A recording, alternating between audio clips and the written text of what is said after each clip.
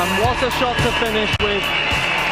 England take one, but it's not enough for the match, and Scotland are the victors over England. Well, welcome back to Dumfries Ice Bowl for highlights of Day 5 of the 2014 World Senior Championships.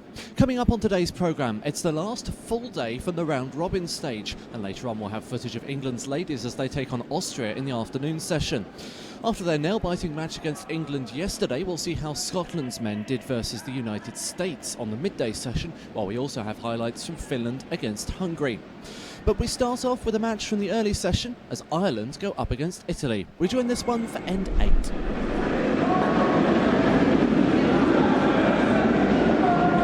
So the 8th end is underway in this match between the men from Italy and Ireland. Ireland pretty much in control of this match. They're the 3-shot lead and the hammer in this final end. Italy will have to come up with something quite spectacular if they're going to take this to an extra or even win outright in this end. But it's a good start with the guard up in front of the house. So the Irish team ignored the first guard the Italians put up. They're going for a second on the opposite side of that guard zone, more or less where their skip is standing now.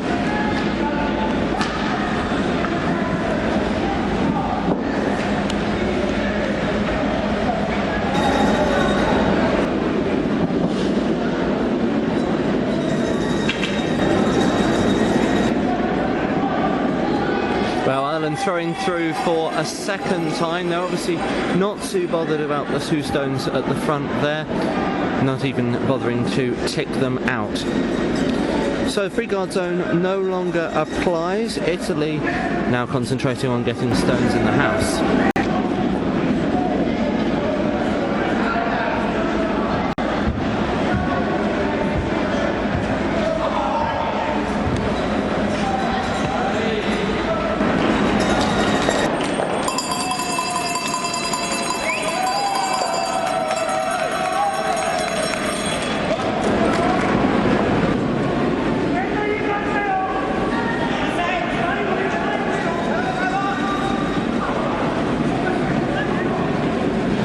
So Italy attempting to get another stone in the house after the Irish removed their previous one, but that just slips a little too far back.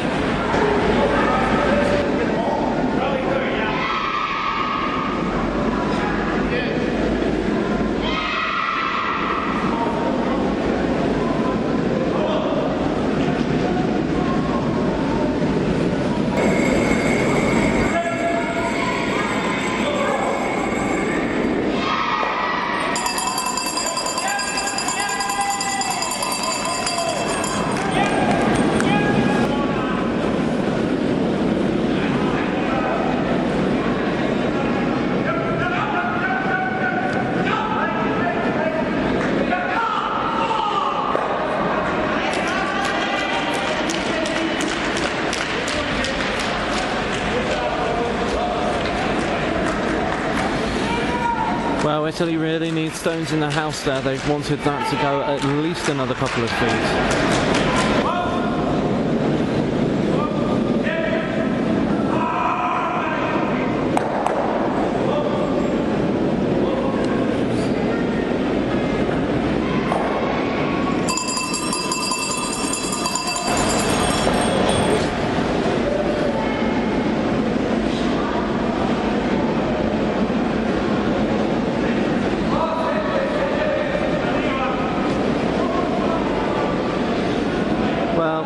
Italy still have nothing in the house, and they're starting to run out of stones if they're going to level this match up in this final end.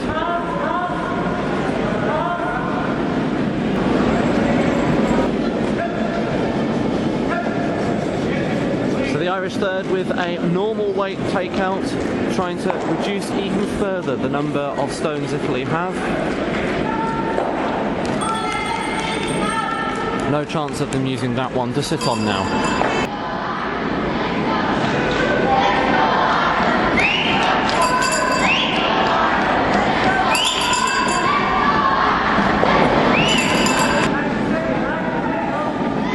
So the Italians skip here.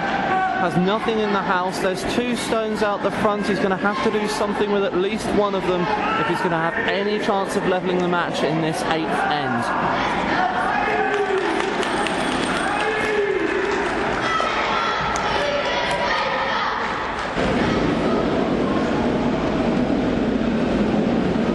So Irish skip John Joe Kenny with his first stone in this 8th end is in a fantastic position.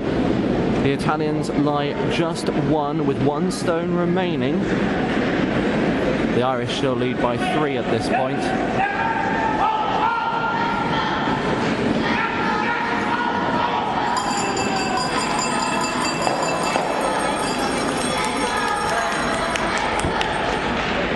And difficult to see what Italy can do in this situation.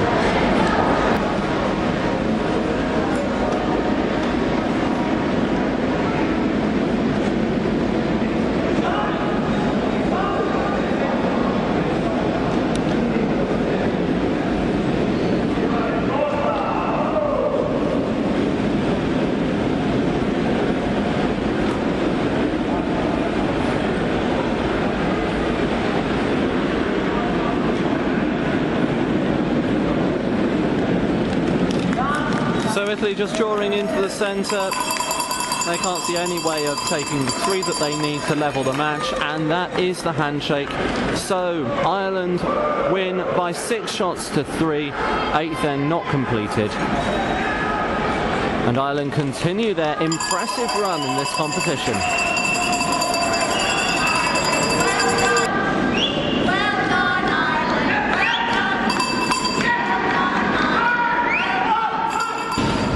Well, the morning session also saw the men from Denmark beat Wales, Australia took victory by a 13-shot margin over Poland, plus the Netherlands comfortably defeated Austria. There were tighter games between Switzerland and Sweden, Japan and Canada. In fact, Canada needed an extra end. So on to the second session, and in this one there are 2 matches we'll cover. In a few minutes we'll have footage from Finland up against Hungary, but first here's Scotland's men against the USA. We join this in end 4.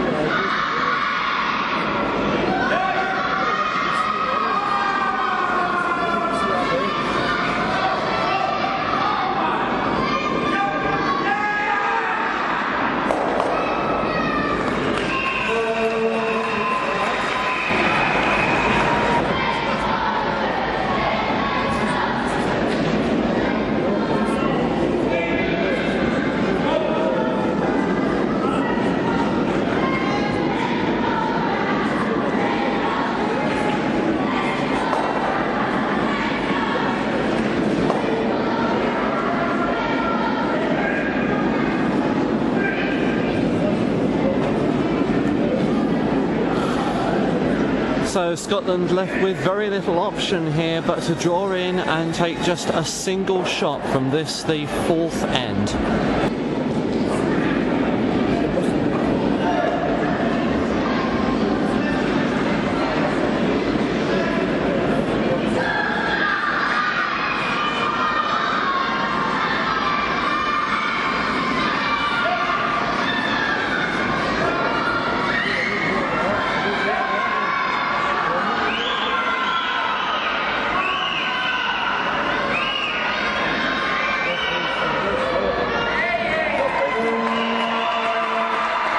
So Scotland finally make it onto the scoreboard in this match, but the USA still lead by 6 shots to 1 at the mid-session break. Well, end 5 saw the USA take 1 shot, so we return to the match in the 6th end.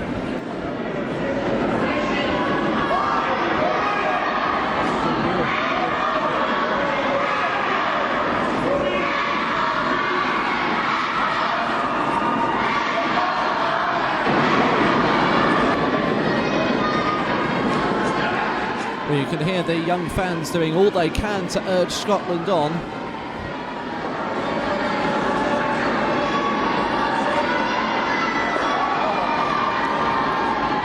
But they are really struggling here.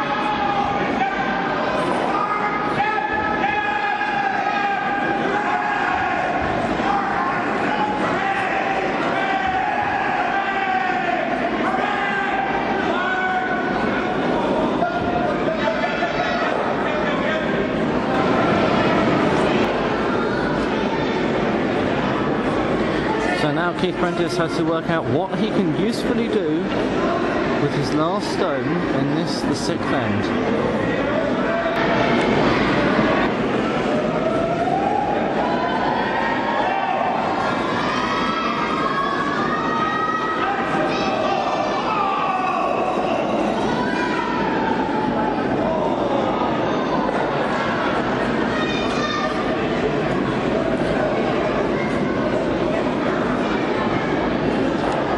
So the attempt to get any more than just one shot from there has no success. And the USA still have a healthy lead after 6 ends in this match. What's more, they'll now have the hammer. So with just 3 stones left from each team in the 7th end, Scotland lies shot in the house. But it is the United States with both the lead and the hammer in this end.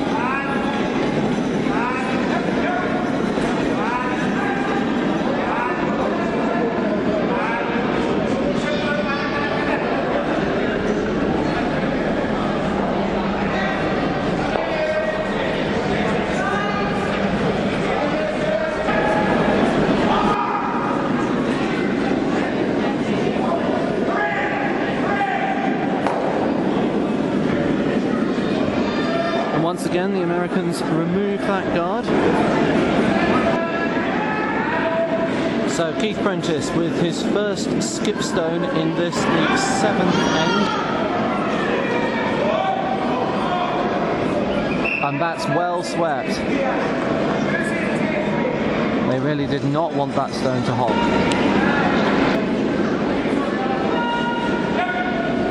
So the American skip has that Scottish long guard in his sights. He wants to get rid of anything in the way of his last stone getting into the centre of that house.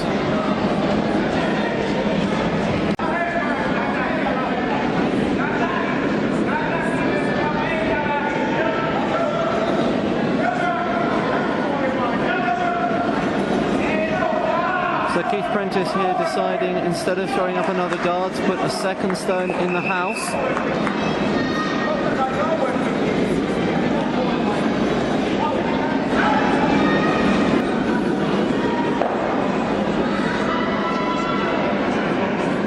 And the last stone in this 7th end is underway.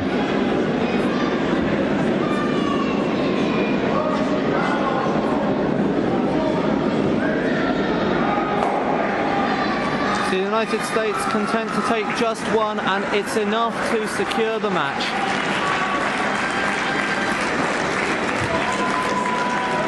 We have to feel a little bit sorry for Scotland. They weren't really in the match at any significant point, and in front of a home crowd as well, but it was the class of the United States that won that one for them, and they do take the match by a final scoreline of 8 shots to 2.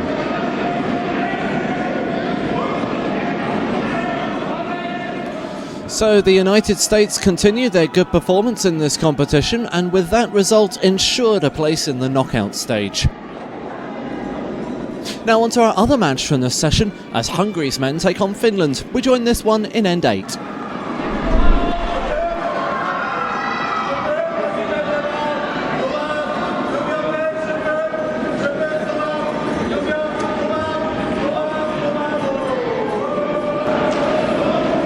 Join us on sheet A as we approach the closing stages of Hungary against Finland. It looked for all the world like the Finns might run away with this, but Hungary have given themselves a chance by taking a 2 in the 7th end.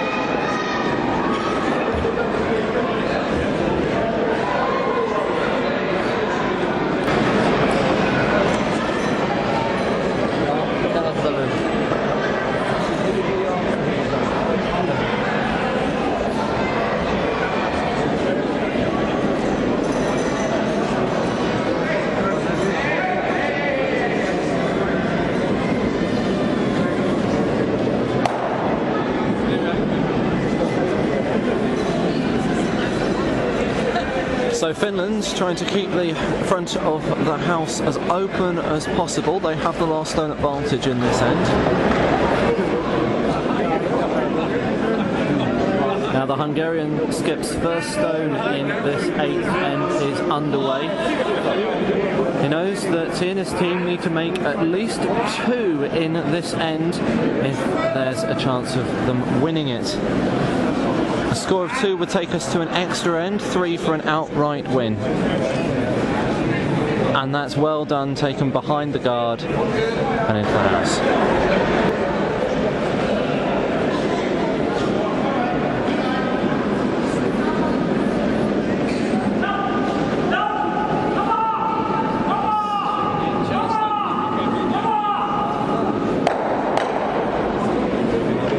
Well, it was a good attempt by the Finnish skip and he did take the guard stone, but all he's done is replace the Hungarian shot stone with another one. So Hungary do at least have the opportunity to get 2 stones in the house, then they'll be reliant on a bit of luck.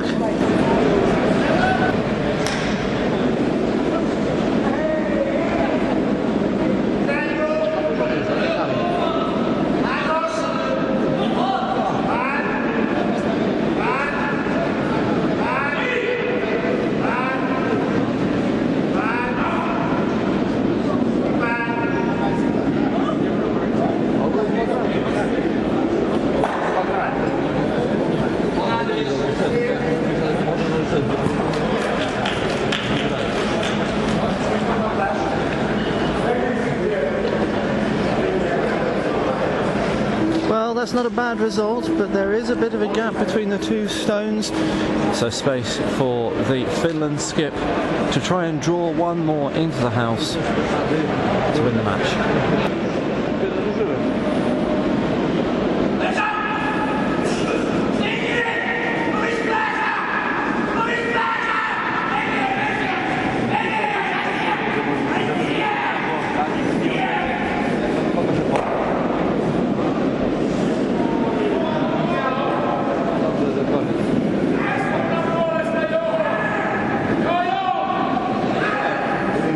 Well, the sweeper's having to work this really hard.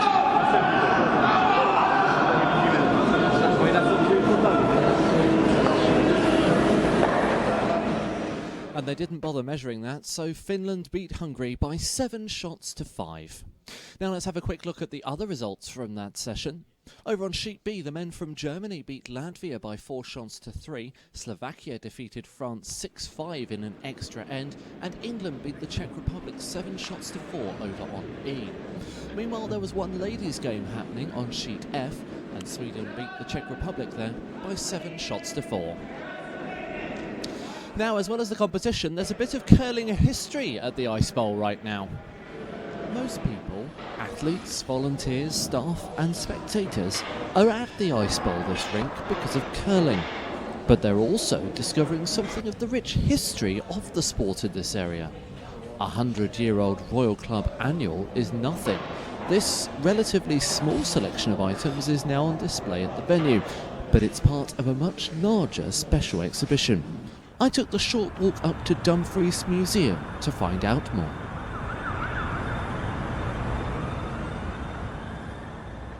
We have a good collection ourselves of older curling memorabilia and objects connected with sport in Dumfries and Galloway, but obviously there's been a lot of activity over recent decades from local curlers, and we were able to borrow stuff in from those people and have it on exhibition here.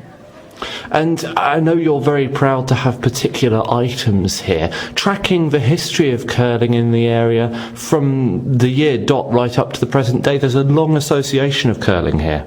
Yes, there is. We have very strong competitors historically as well as in recent days.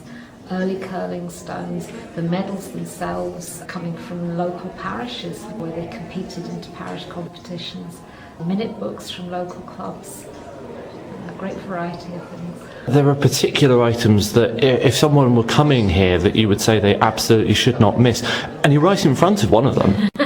Yes, here we have the first medal for curling that was won in 1924, when curling first became a sport within the Olympics. And we also have Rona Martin's medal that she won at Salt Lake City in 2002. And I think it's the first time the two have been exhibited together. But there's other things that are even older than 1924 that you think people should really see if they come here.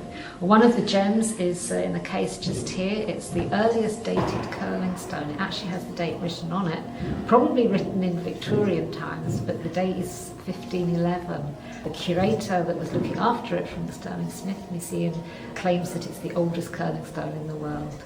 There are also lufis here, which were stones without handles that were used in the early days.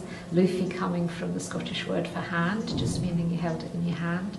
And then funny little things like these pom-poms here that were used to identify curling stones. As the game developed, the stones all looked quite similar, and if you needed to know which were your stones to make sure that you played the game fairly, then you would mark them with those pom-poms. I know something else that you're particularly intrigued by is the miniature curling stone, and you're not completely sure on the origins of this. No, it was in our stores. The documentation for it goes back many decades and isn't clear on where it came from, who owned it. It's quite a small stone, but with a handle, perhaps ornamental, but I like to think that, maybe a parent thought their child should take up curling and had it adapted for them. Now, an awful lot of people have lent their possessions to you for this exhibition, which means it's only going to be on for a relatively short time. But if people do want to come along and see it, how and when can they do that? We're open 7 days a week at the moment, 10 till 5 Monday to Saturday, and then 2 to 5 on a Sunday. The exhibition runs until the 15th of June, and admission is free. And on the evening of Tuesday the 22nd of April, just before the World Mixed Doubles and Seniors got underway, the exhibition was officially opened. Thank you for extending me the honour of declaring this Curling Connections exhibition formally open to the public. Of course, Dumfries and Galloway have had a huge impact with curling in recent times. On the world stage, we have many famous names coming from this part of the world who have won at every level in world championships and recently, of course, at the Olympics, when only 2 months ago, David Murdoch and Tom Brewster won silver in Sochi. Anna Sloan, Vicky Adams, Claire Hamilton returned home with bronze medals. But we should never forget all the curlers who come from this neck of the woods, who have represented Scotland in different guises. Many on the friendship tours to the United States, Canada, Sweden, and Prague, and through the years have also reciprocated with these incoming tours to visit this part of Scotland. I know the true spirit of curling is no more evident than here in Dumfries and Galloway, and I am sure all the athletes taking part in World Championships over the coming days will have a taste of the famous hospitality which you are renowned for. This is the largest number of teams taking part in any World Championship, with 34 different countries participating. Curling is widely recognised as the fastest growing winter sport. The future looks bright for curling, and no more so than in this part of the world. I would like to thank Dumfries and Galloway for all they have done in the past to support and promote our great sport, and I am no doubt this will be the case in the future years. And now I have the great honour to formally declare the Curling Connections exhibition open. Thank you. But of course, no curling-related opening ceremony would be complete without a little music.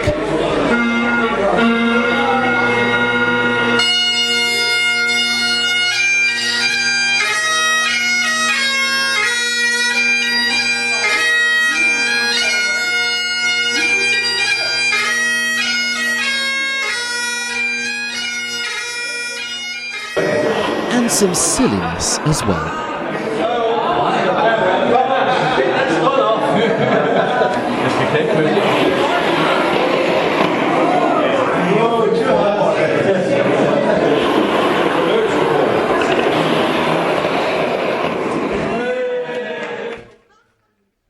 Well, back to the action now, and our final match for this programme sees England's ladies against Austria. We'll join this in End 4.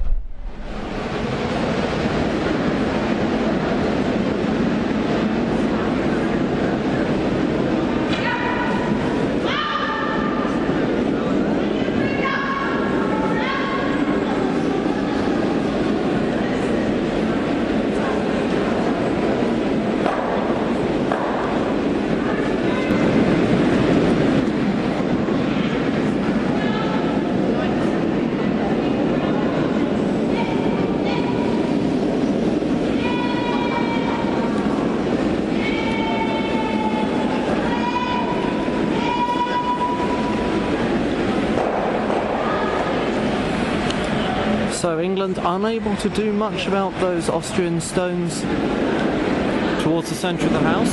They'd dearly love to take at least 2 shots here. They don't really want to give up the hammer for the sake of 1 shot, but that's all they lie at the moment. And you might be wondering why all this debate over what should be a fairly simple draw shot. Well, the reason, if we have a look a little further over, all those guards out the front are making finding the right path very difficult, and that's what caught England out with their skip stone just now. So the final stone in this 4th end is underway.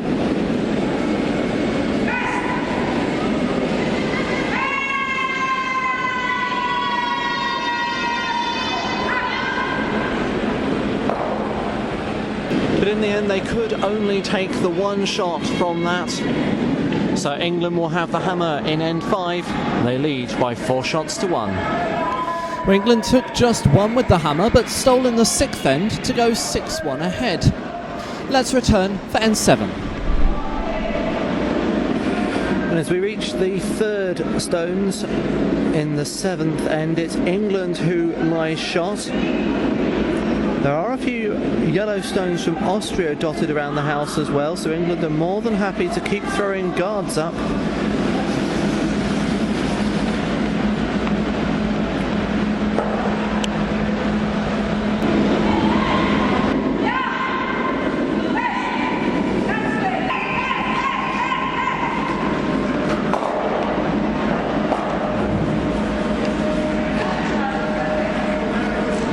Well, the moment the previous English stone started turning too far and then glancing off, that was always going to be the problem, leaving the rays on for Austria.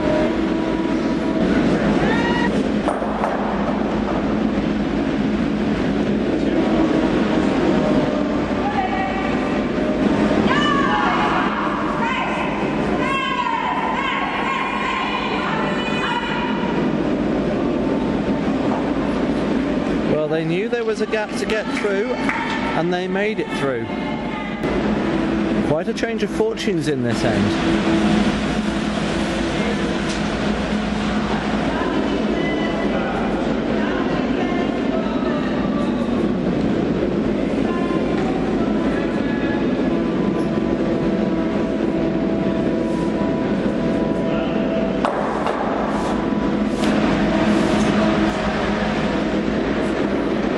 The Austrian skip throws her first stone in this end, with the luxury of knowing she's sat at least 2, possibly 3, and has the hammer.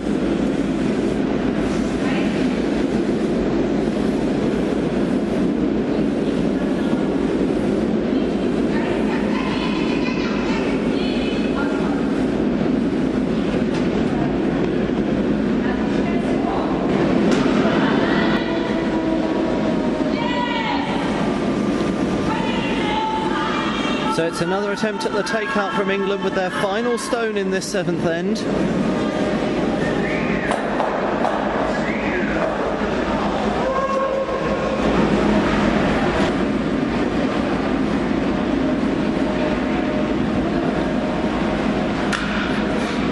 So the Austrians content just to hog that stone. No easy way to get any additional points from this end. And a match that looked like it was all one-way traffic perhaps seems to be turning around a little. England still have the lead, but it's been cut quite significantly.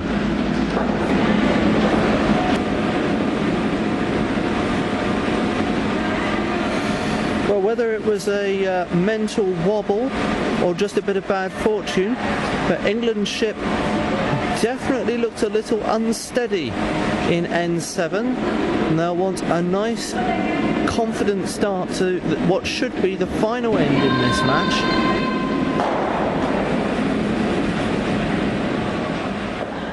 It was a decent draw weight from the Austrians, but the way the stones have ended up, both of them are available to take out with 1 single shot, and that's exactly what England are going to try and do here.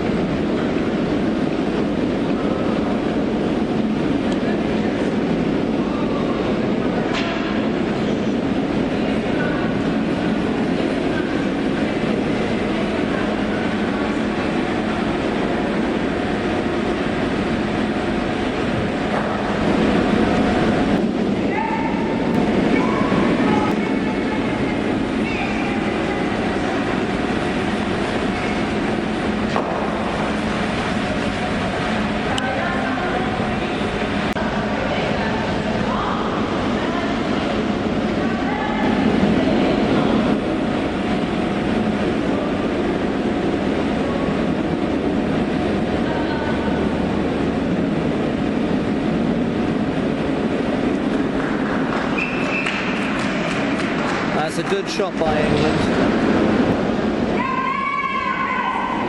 Well, she's calling the sweepers on straight away, and that can only mean one thing. The line is looking very tight.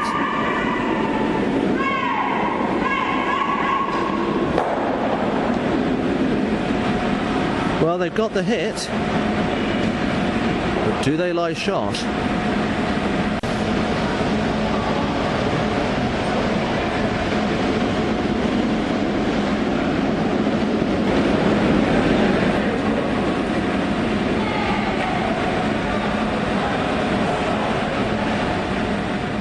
Well, it's highly unusual for a team who has the last stone advantage to throw a centre guard, but that's exactly what England have just done. That must mean they believe they are shot, but only by a tight margin. So the Austrian skip is going to try and get one into the centre around that guard.